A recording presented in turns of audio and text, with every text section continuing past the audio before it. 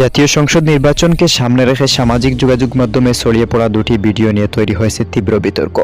একটি ভিডিও সিলেট ৬ আসনের বিএনপি জোট মনোনীত প্রার্থী অ্যাডভোকেট ইমরান আহমেদ চৌধুরীকে ঘিরে এবং অপরটি নেত্রকোনা ৫ আসনের বিএনপি জোট মনোনীত প্রার্থী আবু তাহের তালুকদারকে ঘিরে।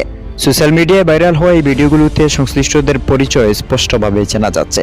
ভিডিওগুলোতে এমন এক দৃশ্য ফুটে উঠেছে যা নিতান্তই আপত্তিকর, যা নিয়ে সাধারণ মানুষদের মধ্যেও তৈরি হয়েছে আলোচনা ও প্রশ্ন।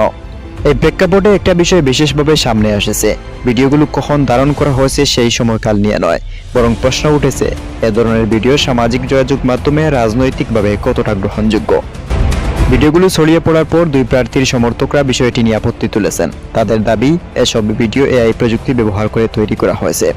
তারা এটিকে একটি উদ্দেশ্য প্রণোদিত অপপ্রচার বলেও উল্লেখ করেছেন। তবে সমর্থকদের এই দাবির পক্ষে এখন পর্যন্ত কোনো নির্ভরযোগ্য প্রমাণ প্রকাশ্যে আসেনি।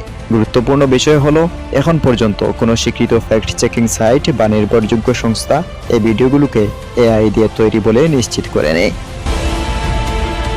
অন্যদিকে ভিডিওগুলো নিয়ে সমালোচকদের একটি অংশ বলেছেন, ভিডিও যদি বাস্তব হয় তাহলে এটি পুরনো বা নতুন সে প্রশ্নের বাইরে গিয়েও বিষয়টি যেন আলোচনার যোগ্য।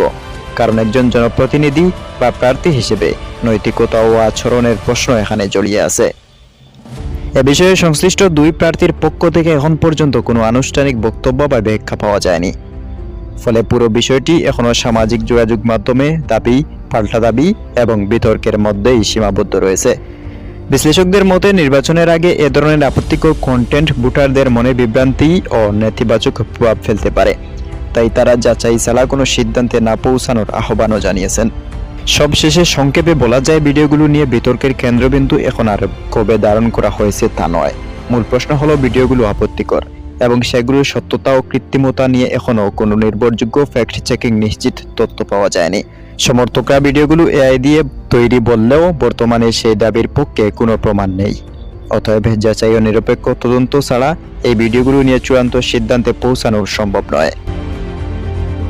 খালেদ আহমেদ, বারাকা টিভি।